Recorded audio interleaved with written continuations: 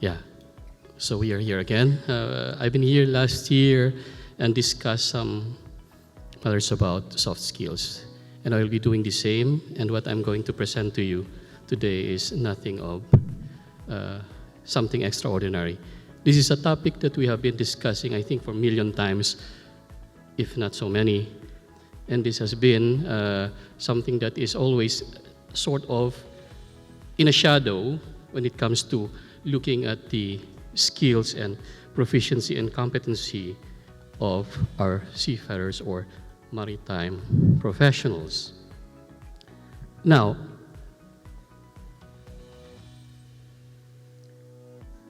soft skills, again, we're going back.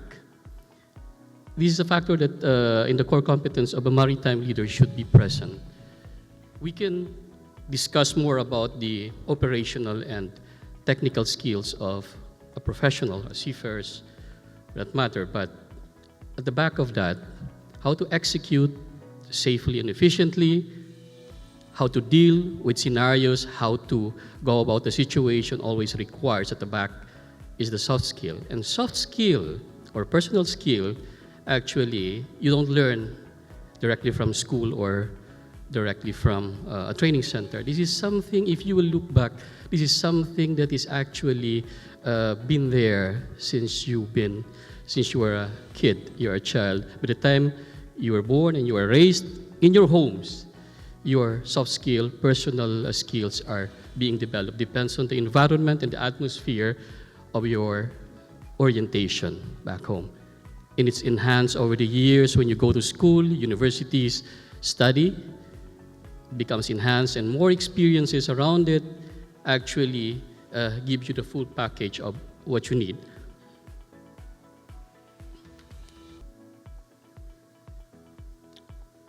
Sorry, okay.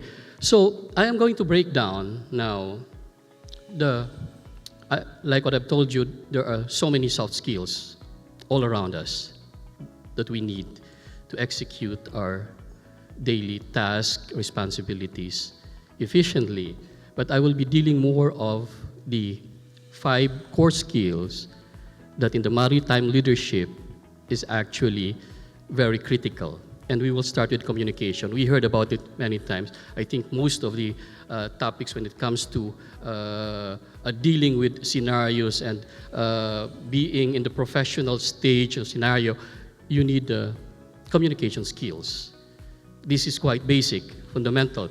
But let me ask you, are you an active listener? Active listening is part of a good communication skills. It is a way of kind of digesting, try to listen, digest, ponder upon the issues that is presented in front of you. And you have to be clear and concise with what the message you want to get across. And also very important with the communication, when you develop your communication skills, make sure that this non-verbal communication elements are present. How does it will affect? The way you speak, the tonality of your voice, the way you express yourself actually affects or influence the result of any action that you require when you are communicating with somebody or to a person. Now, communication, and then we have the problem-solving skills. That's number 2. And problem-solving, actually, this requires technical knowledge. How can you resolve an issue, a technical issue, if you don't know the background, you don't have the information about that particular problem? It requires critical thinking and analytical reasoning. You have to be critical with the issue. You have to dwell upon the issue, look at the data, look at the information around it, and you have to be analytical. Make sure that you have to trash out or you have to set aside all those options that are not relevant to the issue. You have to be situationally aware of what's going on. How can you resolve a problem, how can you resolve an issue, if you don't have understanding of the situation, you have to make sure that you gather all the information around it, sit down, make a plan, and then resolve the problem. Number 3 is the decision making. It's quite important when you have the leadership element within you. Decision making actually is part of a critical item that you have to look at, because you are in a way responsible and accountable for any decision that has been made. Whatever outcome it may produce will be on you. So you have to be well informed. For you to be able to decide properly, make a sound decision, you have to be well informed. It should be an informed decision. You have to get feedbacks. You have to get a proper information of what's at hand.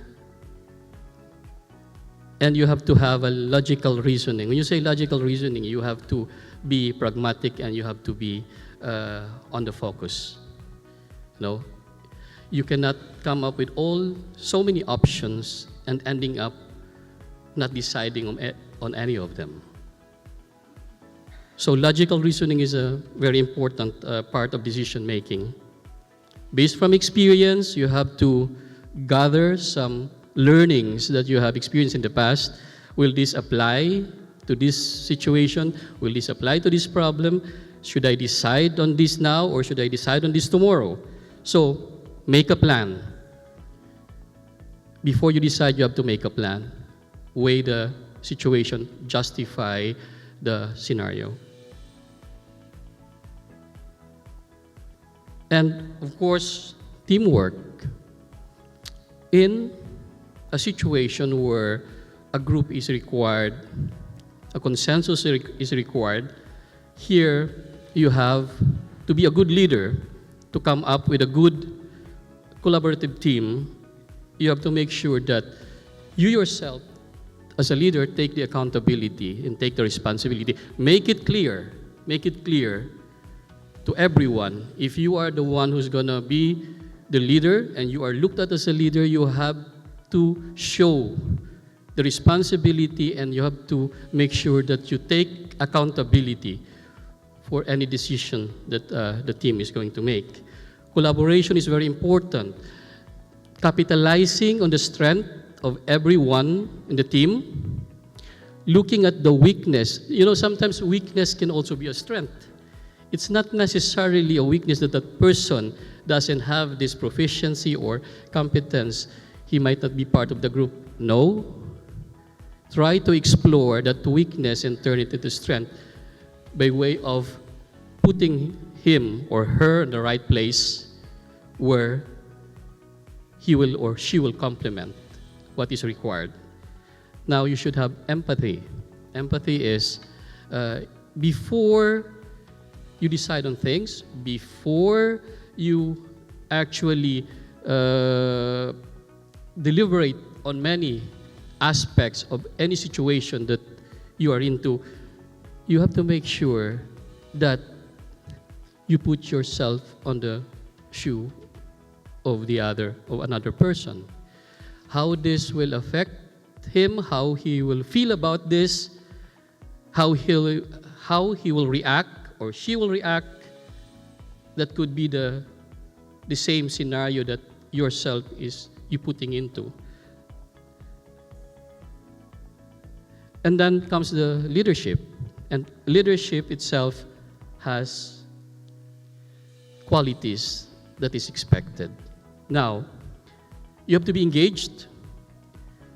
You have to make yourself present, and you have to focus on the particular situation that you are into. A good leader is always engaged. You have to make sure that you listen, you ponder upon the issues at hand, and you have to be communicative. Don't keep information for yourself. Sometimes there is this thinking, this mindset that I will keep it for myself because I am in command and I am the one who's going to decide, so I don't care what they say.